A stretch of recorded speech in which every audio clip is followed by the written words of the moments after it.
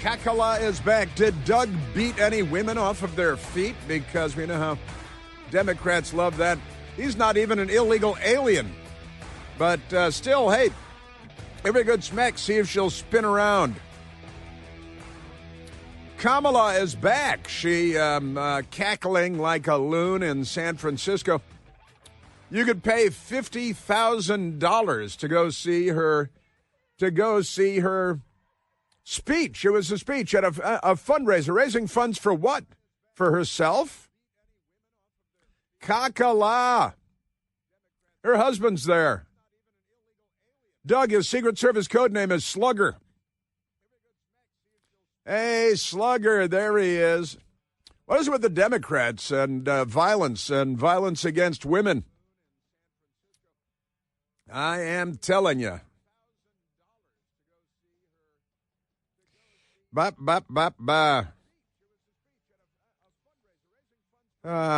it's May Day. The Democrats are going to have to commit a bunch of violence because it's the, annual Communist Day of Revolution. And what do we have? Oh, we've got an update on their favorite MS-13 member. He's a Maryland man. He's a Maryland man. He's not a Maryland man. There should be a sitcom called Maryland Man, and it'd be about a gangbanger that, goes around beating women, and the Democrats, they love that.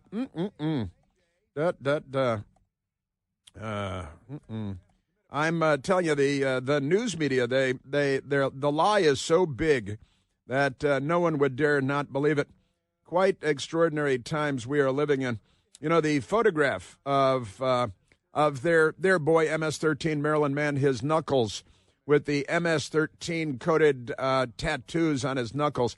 And then the White House released, and it was put out by someone else, a gang expert, with the decoder on top of the 4 tattoos on the 4 knuckles of his left hand. And that's making its way around. And the left is saying, oh, look, that just like Terry Moran on ABC News. What a fraud, what a charlatan, what a Klansman that guy is. Just extraordinary. Saying, oh, well, that was photoshopped. President Trump talking about illegal aliens murdering people in the United States. And Terry Moran at ABC News scoffed. Yeah, like 2. Like 2. Yeah, sure. Yeah, what do we have? Name the 2. How about that? Rachel Morin, maybe, and Laken Riley. Do you think Terry Moran could name those 2 women murdered by illegal aliens? I'm guessing the answer is no. And I'm pretty good at this game. I'm thinking no. They don't follow the news. But that photo of the knuckles is still making its way around the internet. And people, the Democrats, are still saying, oh, no, that's because the one where a gang expert, looked at the tattoos in the photo and added little notes above them. The marijuana leaf is an M, the smiley face is S, the fake crucifix is 1, and then the skull used to actually be a C because that's the 3rd letter in the alphabet, and Democrats don't know that. And that was MS-13 tattooed on his knuckles. And at NBC Fake News, if that's where you get your news, then you know a lot, but it's all wrong. It's the old Ronald Reagan said it best, I think. It's not that Democrats don't know anything. It's just that so much of what they know is wrong. And that continues to be the case decades later. Ronald Reagan, a prescient man. Of course, you remember they accused him, you may or may not remember, they accused him of being an idiot and a moron and not knowing anything. And he was many times smarter than every filthy one of them. Really remarkable. I know that Terry Moran didn't vote for Ronald Reagan. I can tell you that much. Remarkable times we live in. President Trump speaking at the University of Alabama today, and the left, they pulled together a petition where, believe it or not, about 25,000 anti-Trump people have signed onto an anti-Trump petition in Tuscaloosa, in Alabama. This is the left just poisons the well everywhere they go. Remarkable stuff, I've got to say. And it's, it's May Day, so that's the communists and the Democrats are celebrating that. And they must be exhausted. They just finished celebrating the the anniversary of what was Hitler. It was they had to go. Did they have a candlelight vigil at Harvard for the anniversary of Adolf Hitler's death? Because they must miss him to this day, I think. Oh, yeah, and Beto O'Rourke is going to be there, too. The Crimson Tide, President Trump will be there. So they're bringing in their big hitters, Beto O'Rourke. And you know how they advertise him in the news media? Beto, former presidential candidate, Beto O'Rourke. He ran for president? Yes, he did. And you know who named him Beto? Their live-in housekeeper. One of their live-in housekeepers when he was a kid. That's where he got the name Beto. It's not like his parents named him Beto or anything like that. Remarkable stuff. And Hank Johnson, the wonderful Democrat Congressman Hank Johnson, he wins the Genius Contest every time there are a bunch of Democrats in a room. And Hank Johnson, who famously said, imagine a world without balloons. And then he kind of cried a little, imagine a world without balloons. And he's the one that said that if we put Marines on the island of Guam, he was afraid the island might flip over like a Frisbee in a swimming pool. My fear is that the whole island will become so overly populated that it will tip over and capsize. And capsize. That was during a congressional hearing. He's a member of Congress, Democrat, and his brain is like a gerbil brain. I apologize to gerbils everywhere. But Hank Johnson is back. He's quite remarkable. A world without balloons. Hank Johnson suggests Trump is targeting, listen to this, Latinos outside of Home Depots, because it's a bizarre riff on a Holocaust-era poem, because he doesn't know when the Holocaust was. He doesn't know what the Holocaust was. He doesn't know who the Holocaust targeted. He doesn't know who perpetrated the Holocaust. He's never been to the Holocaust Museum, which is a few blocks from where he works. Hank Johnson should not be a member of Congress, but the Democrats have sent him back like 40 times or something. I mean, it's just amazing. The Democrat Party should be disbanded for the good of civilization. But I've got an update for you on Hank Johnson because he's always good for a few laughs, as long as you don't mind the autoerotic asphyxiation of Western civilization happening before your very eyes. Amazing stuff. And by the way, speaking of their heroes, Kilmar, and that's his parents call him Kilmore because they knew where he was going. Kilmore Abrego Garcia, the illegal alien with the tattoos on his knuckles that the Terry Morans of the world continue to lie shamelessly about. A second, it turns out, the restraining order that his baby mama, which he beat when she was pregnant as the baby mom, and they weren't married. And then they got married in prison with bulletproof glass between them because, true love knows no bounds. And then he beat her after they got married in prison, and she gave birth to the baby, of which she's the baby mama. And she got a protective order against him because he was beating her.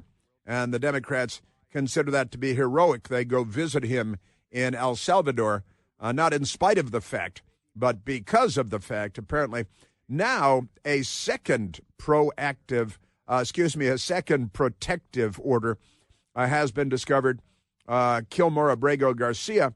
And this one we have the language of the protective order and what she said at the time, and it's not good. She was afraid because he said that he just might kill her and then no one would do anything about it. And this was a second protective order now because Democrat heroes, kind of a checkered present. They have a checkered present, and they love people that, they honestly, you gun down a CEO on a sidewalk in New York and you become a hero of the Democrat Party because they want to have sex with him. Let's face it. They want to shave him and lubricate him. They want to take him to the dance. It's quite remarkable. But Luigi Mangione is a hero of theirs. Kilmar Abrego Garcia is a hero of theirs. Lee Harvey Oswald and James Earl Ray those are people of the left. James Earl Ray, a Democrat Party campaign volunteer. Then he shot Martin Luther King and killed him. Shot rang out in the Memphis sky and all that. Democrats only know the song. They don't know what actually happened. Remarkable stuff. And one Democrat member of Congress, and only one, has come forward and said, hey, maybe we should secure our border. He's going to be kicked out of the party, I assume. I think his life is in danger walking the halls of Congress with other Democrats. But they love Kilmore, Abrego Garcia, Hank Johnson. He's got a bizarre rant about a Holocaust poem. And now we're the Holocausters, we're the Nazis in this one because we have immigration laws. And the Democrat Party on this May Day, stop firebombing Jews. How about that? They firebombed the governor's residence with the governor and his family, Jewish governor and his family inside. During Passover, they firebombed him. Is that okay? In the meantime, President Trump, the Trump administration, signed an agreement with Ukraine yesterday on the path to ending the terrible war where hundreds and hundreds of thousands have died. And you notice the news media doesn't cover this war at all? There are no vehicles with satellite links driving through the battlefield. There are no reporters standing there with helmets and body armor reporting from the front line with the word press across their chest on their body armor. There are no anchormen there. There are no reports from the war. They're not covering the war. They're just not covering it. But and President Trump's trying to put an end to it. The military-industrial complex loves the American news media because they're not doing anything to stop the gravy train that Joe Biden set up. How much money did the Biden family get out of that, honestly? Because they got millions from Ukraine, literally millions from Ukraine. Hunter Biden, with his annual salary from Burisma, the gas company, he never worked in the gas industry. He never worked in Ukraine. He doesn't speak Ukrainian. He's never visited Ukraine. They paid him just shy of $1 million a year. And his buddy, also, Devin Archer, they paid him the same amount of money, just shy of $1 million a year, for doing nothing, for no-show jobs with the Burisma gas company in Ukraine. And the New York Times is fine with that. And every filthy Democrat in America, elect from Joe Biden on down, and Kamala Harris, they're all fine with that. That's not a problem. Isn't that amazing? Speaking of David Hogg, who is speaking of David Hogg? This is David Hogg, who's the deputy chair of the, is that chairman or chairwoman? That's chair trans of the Democratic National Committee. David Hogg, he's one of their child prophets of doom.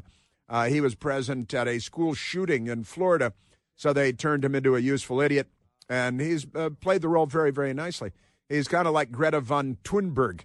He's the Greta von Thunberg of the Second Amendment. And David Hogg became the number 2 guy at the Democratic National Committee. And there is a bit of a challenge going on that might drive David Hogg out of the DNC. And I love this headline best.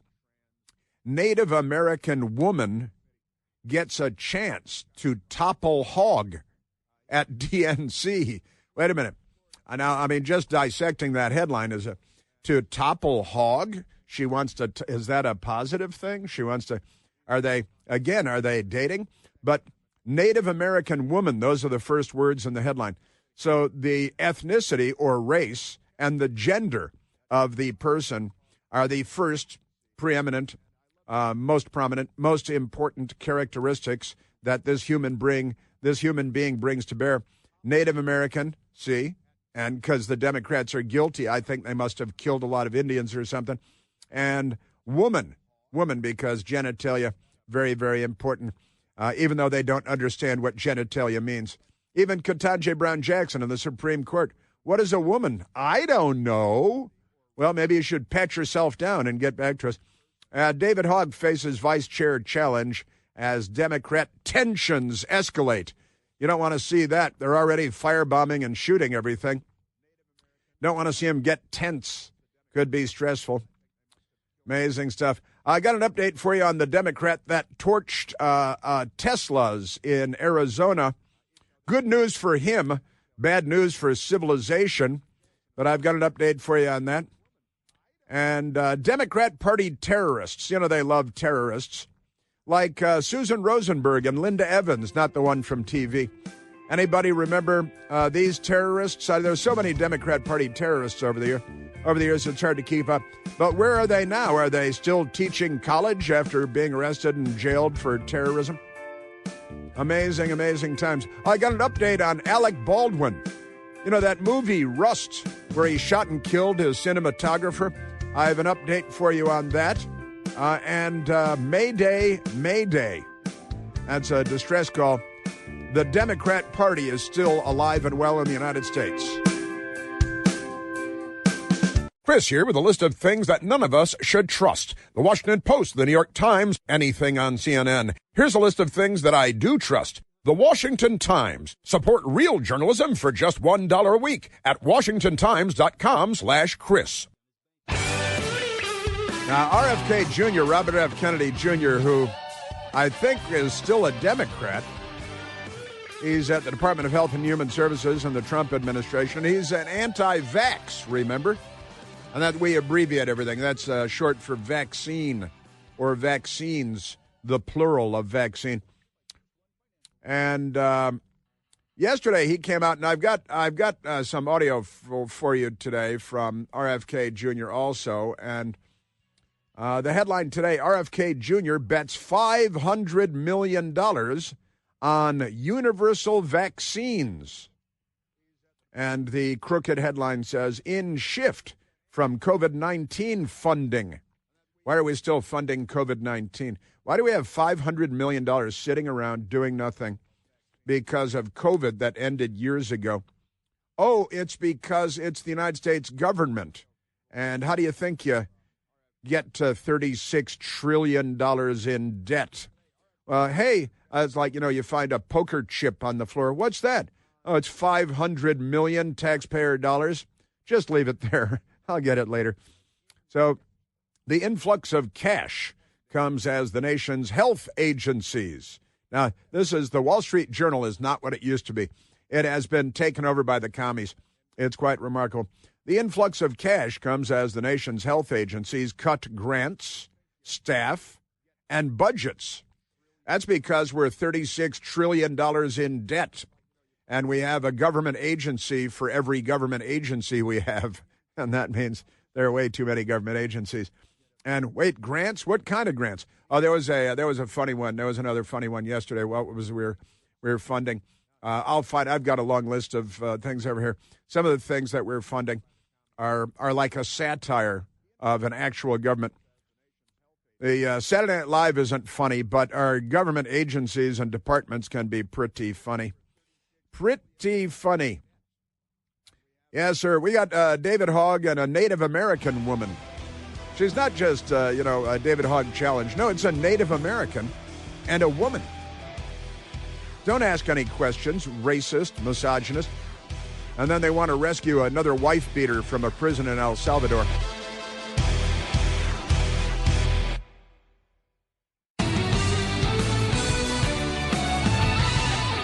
The Democrats, they love jihadis, who are genocidal, racist, anti-Semites, and they love gang members with MS-13 tattoos all over their knuckles, and they'll lie about the tattoos, and they'll misrepresent photographs of the tattoos, like ABC fake news Terry Moran, fake journalist, did.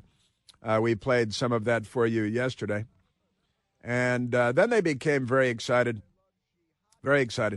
about the release of another genocidal anti-Semite jihadi named Mohsen Madawi, who was released from custody yesterday. He was taken into custody. He's here on visas, and he wants to spread jihad. He's not on the side of civilization, much like the other Islamists that was taken into custody for deportation. The Democrats like, wait, you like jihad? I think that should be fine. We love jihad. Aren't they amazing?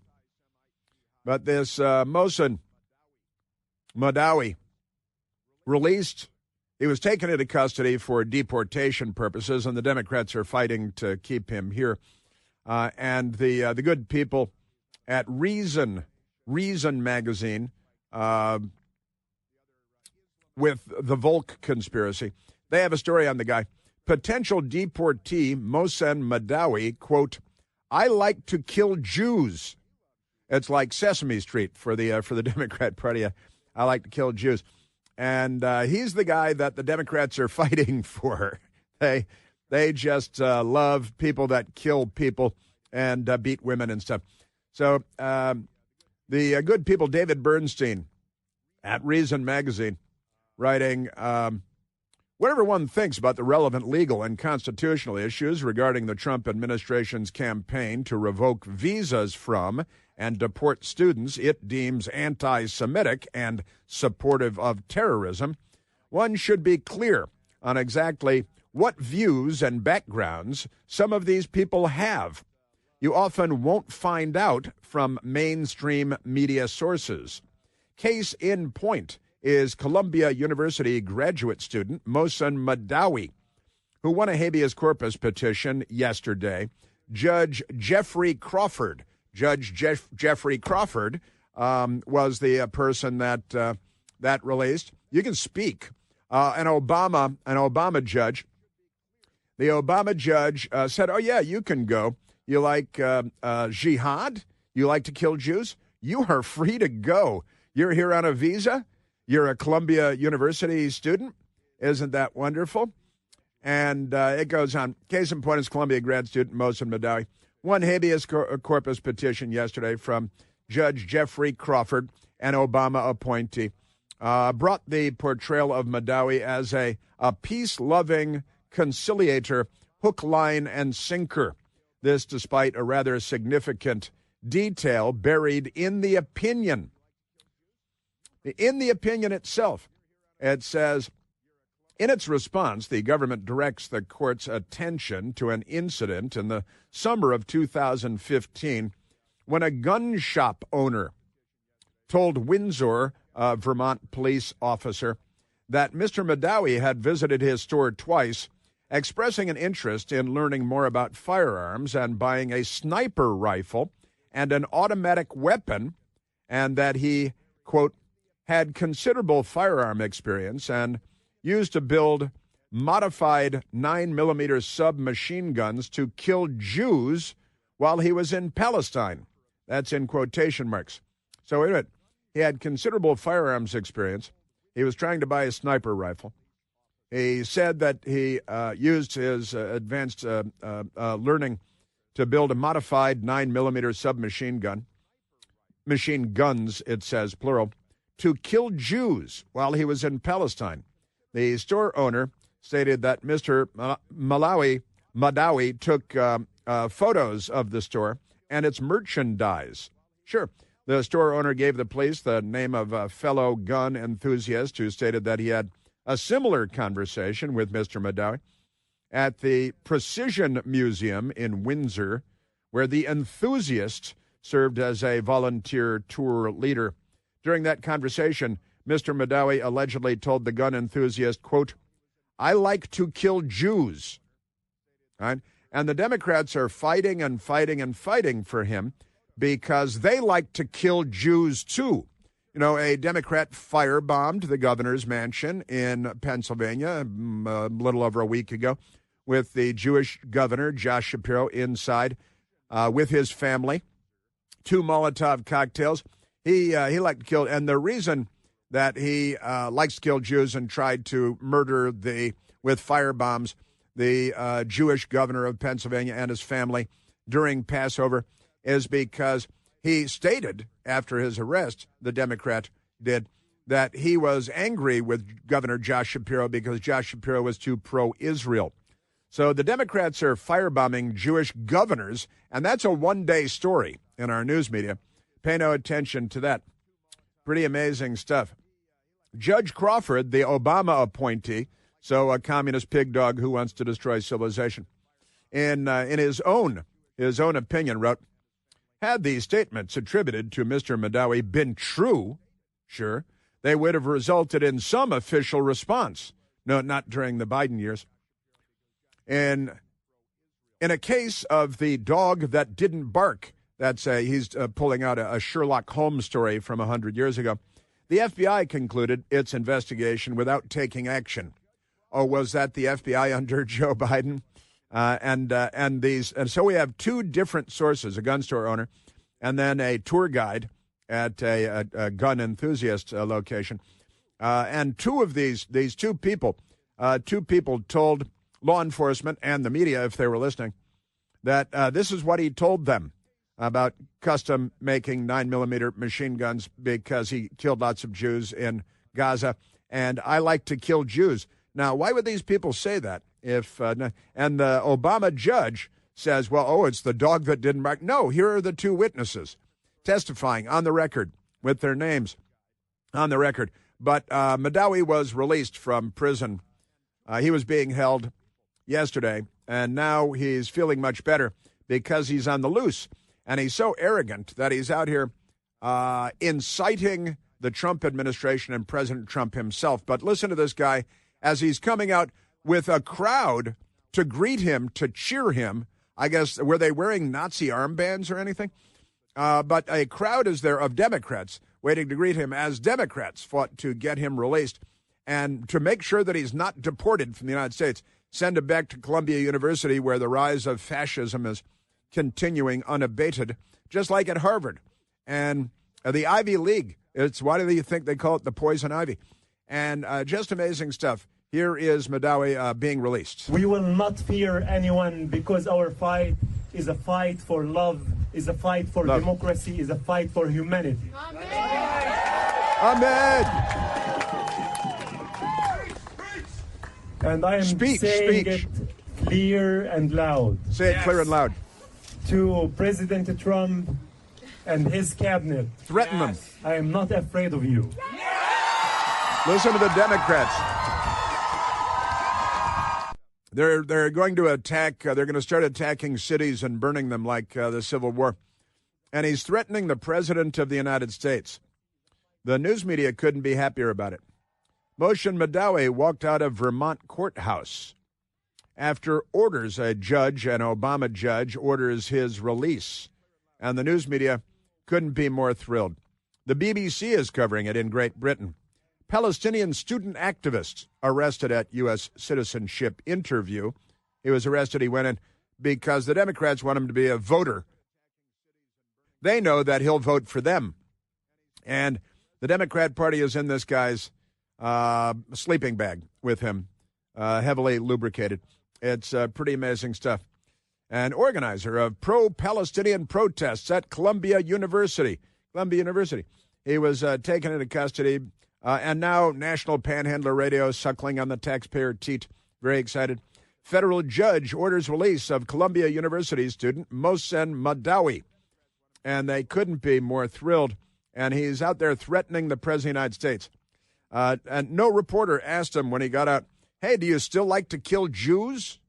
It's not like he's a Republican or anything. You wouldn't ask an actual question. Never give up on the idea that justice will prevail and that we have to come together to bring our voices and our hearts and raise them, not only for America, not only for this system of democracy that has checks and balances, and this court is part of it, but also for our humanity. We have to restore and reform the international order and abide by international law as a first step towards justice.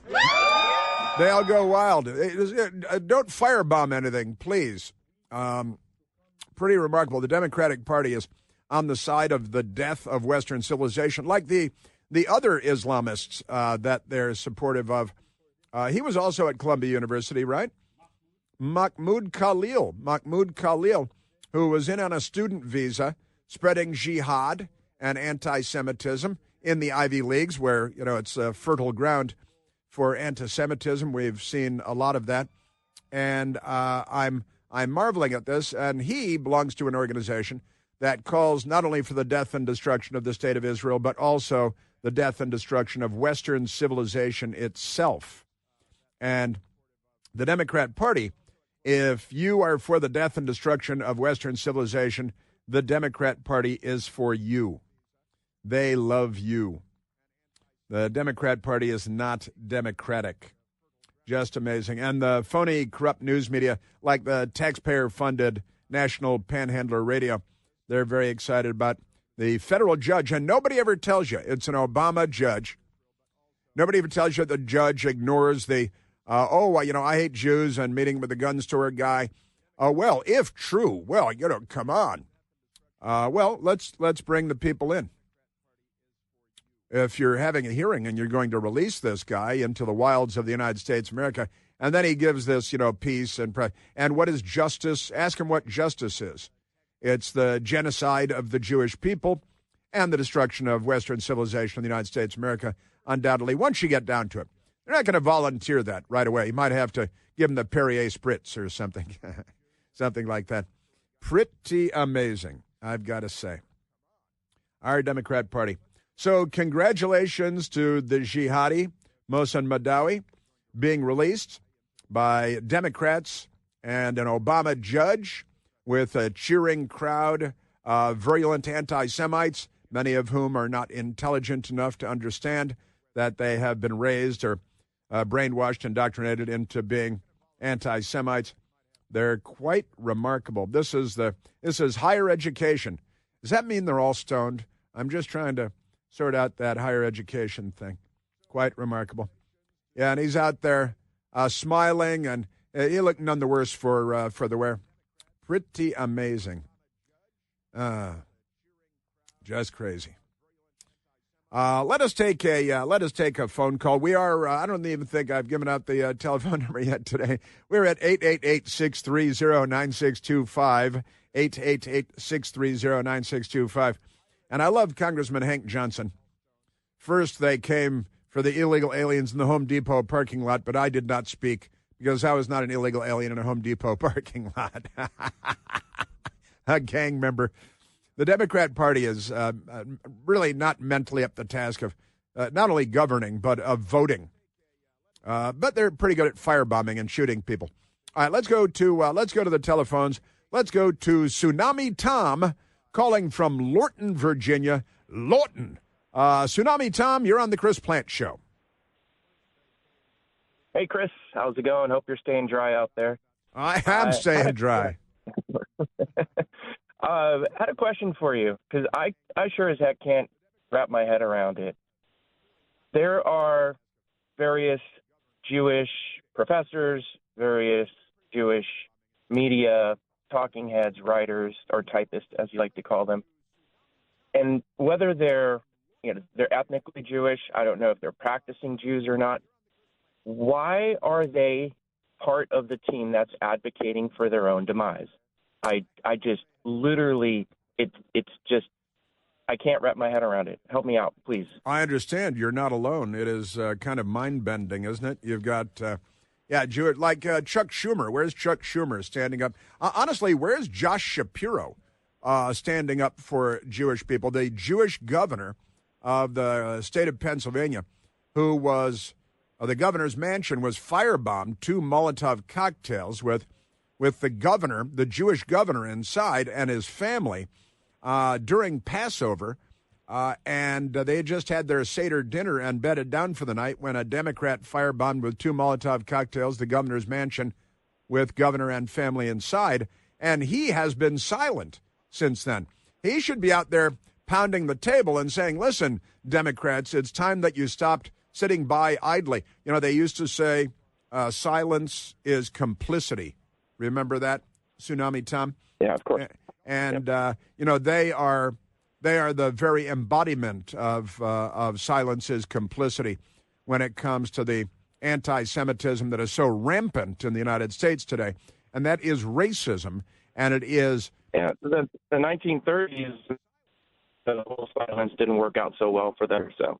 Yeah, that's a fact. And, I know I have a couple of Jewish friends who are quite alarmed by all this and speak up when I'm with them. But, why isn't Chuck Schumer out there every day pounding the podium and raising hell? Why isn't Bernie Sanders, who's a communist, out there? And, the explanation, Tom, is difficult, but it's obviously political. It's leftism.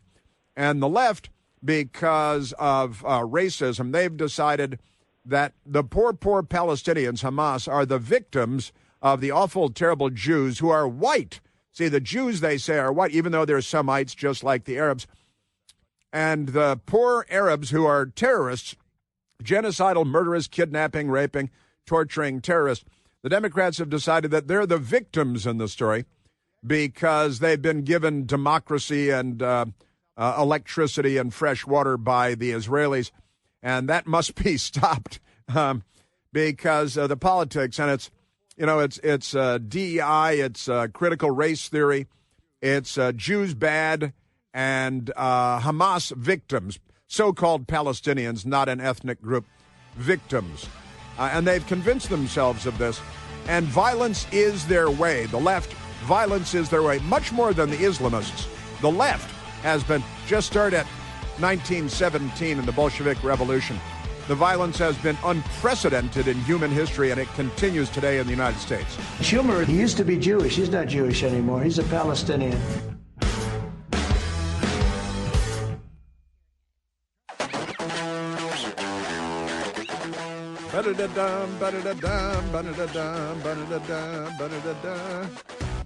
Well, Michael Piercy across the console. It's not just a table, it's a console. Here in the big radio studio in Washington, D.C., our nation's capital. Michael went to the National Hockey League game last night. Washington Capitals against Montreal Canadiens. And the Democrats are upset because people did this. Oh, wait, he doesn't have it yet. He had it right in front of me then. They're very upset. Apparently the crowd in Washington, D.C., very unusual left-wing crowd, they chanted something that upset the Democrats because there were Canadians there. You know how they are, very sensitive. They didn't used to be very sensitive, but they're getting there. Listen, we've got May Day. Beware of the Democrat Party. President Trump going to the University of Alabama. The Democrats are protesting, and they're signing petitions and stuff. Got Hank Johnson, who is not an illegal alien in a Home Depot parking lot.